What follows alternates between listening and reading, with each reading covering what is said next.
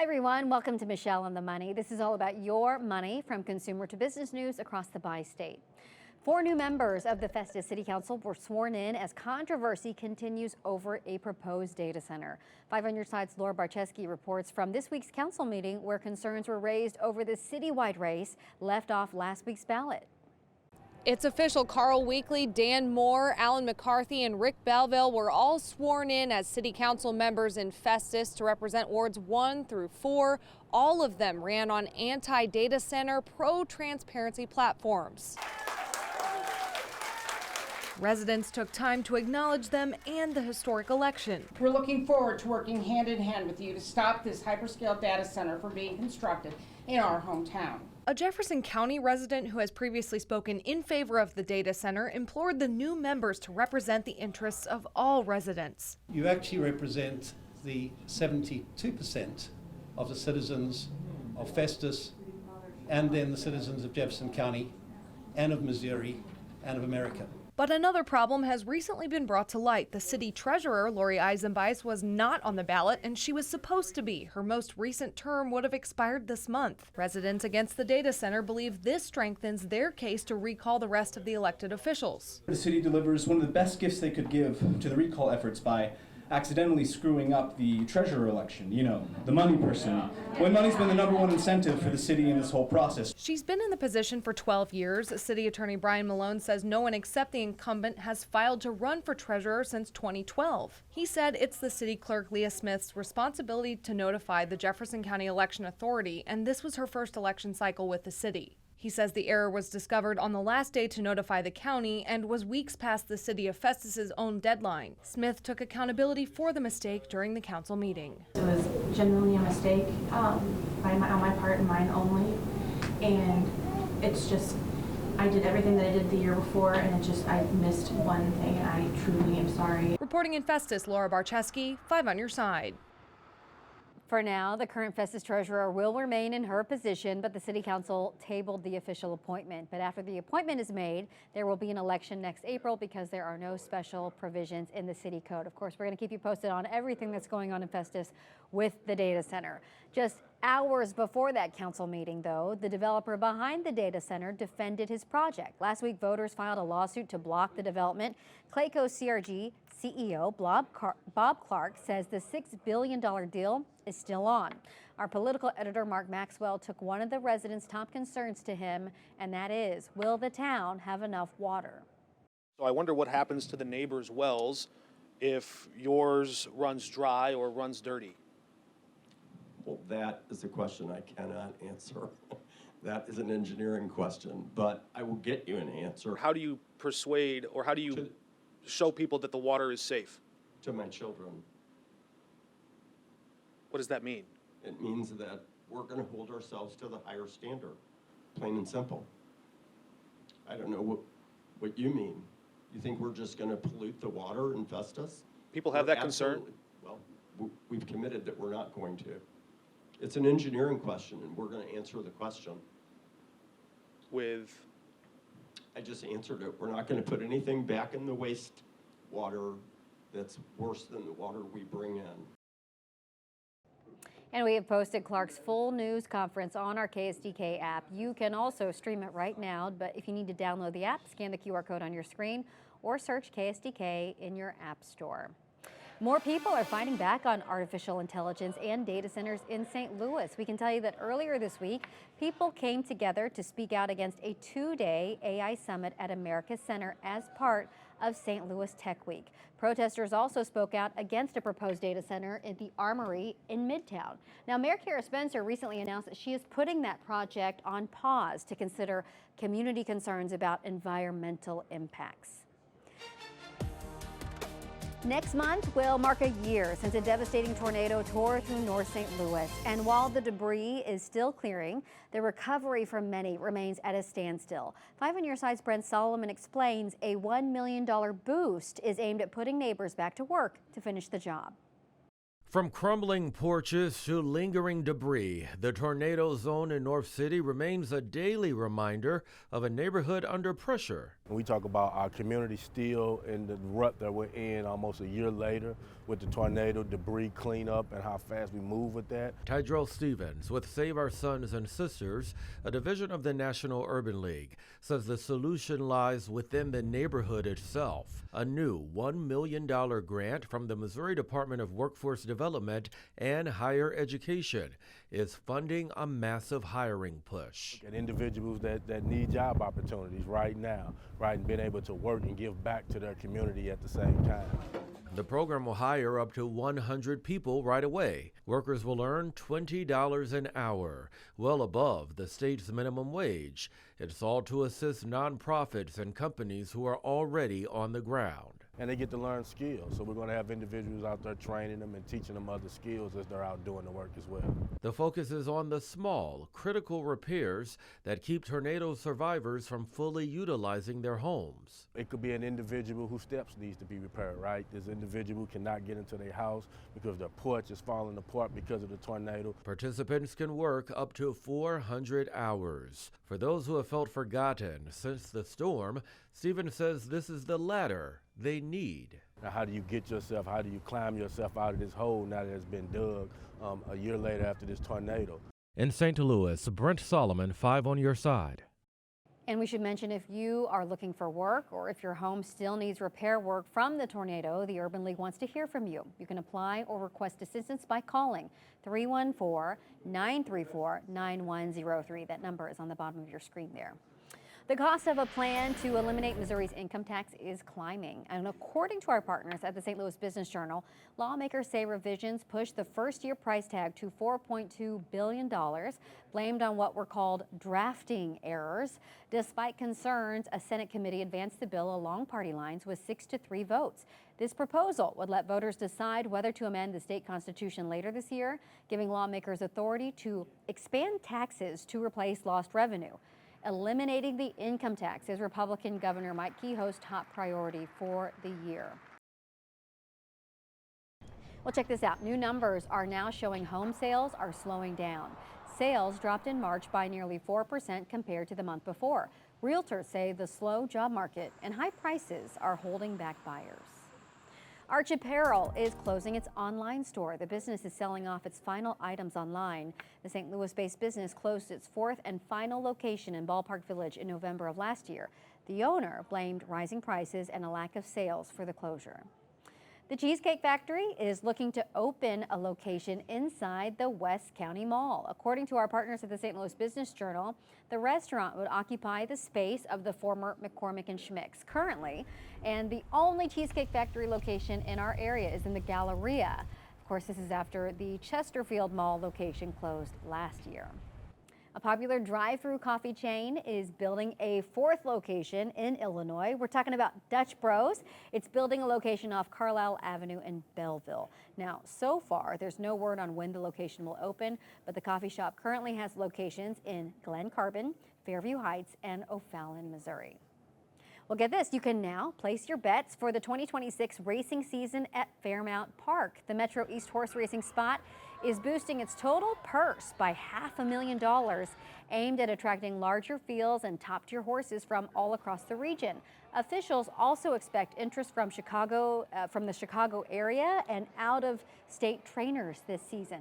Upgrades include new dining options, casino table games, and facility improvements. Live racing will run every Tuesday and Saturday through the end of the season. High gas prices, inflation, interest rates, and other financial pressures are now impacting how stressed out parents are approaching the topic of money with their kids. Michael Yoshida has a look at how parents are helping dollars make sense to Gen Alpha. Money and family finances going from taboo topics to table talk. Your parents are having much more transparent conversations about the family finances with kids. Intuit's Dave Zasada says in a recent survey, 81% of U.S. parents reported current financial stresses made them realize how important it is to teach their kids about money, with 79% saying they are more transparent than their parents were with them, and 71% wanting their kids to avoid mistakes they made. They're finding just everyday real-world examples to that they can use to start conversations. That could be as simple as we're going to the grocery store and we need to talk about wants and needs. The shift happening as a new generation is entering the conversation. Gen Alpha is influencing billions in household spending today. PwC's Allie Furman says this group, with the oldest entering high school and youngest still in strollers, is often criticized for how much time they spend in front of device screens. But that's missing the point and their impact. They learned how to tap a screen and how to put things into a cart before they could walk, many of them. So commerce is as natural to them as running water is. It's just part of their flow. Online shopping carts are becoming the new family group chat, where wants are expressed, negotiations happen, and purchases are made with or without parents. Gen Alpha is not waiting for purchasing power. They already have it. They're already earning income, developing brand loyalty well before high school. And they're already buying things when their parents aren't looking. In Washington, Michael Yoshida.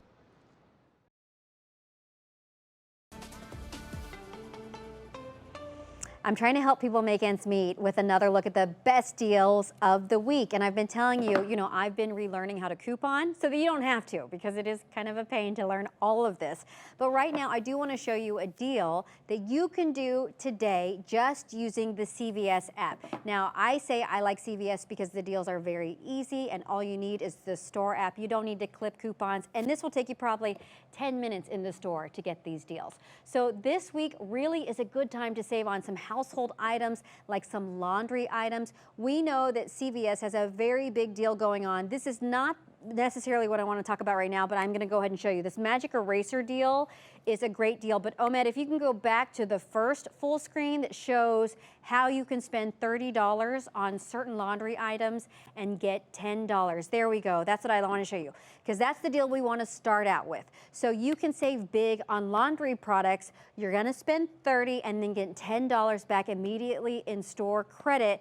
And you're going to stack that deal with coupons that are already in the CVS app. That's how you're going to save the most. So let me show you on the table what I have right now. So in total, I've got about $42 worth of laundry detergent. So you can see this little guy right here is on sale for like $6.99. Okay, so it's a small one, but you got a good coupon in the app. Then you can also get this Tide, use another coupon in the app. And then I went ahead and got these Gain dryer sheets because there's a coupon. So in all, this is about $42 worth of laundry detergent. Now I had to spend $27 out of pocket because I used those coupons. And then immediately I got $10 back in store credit.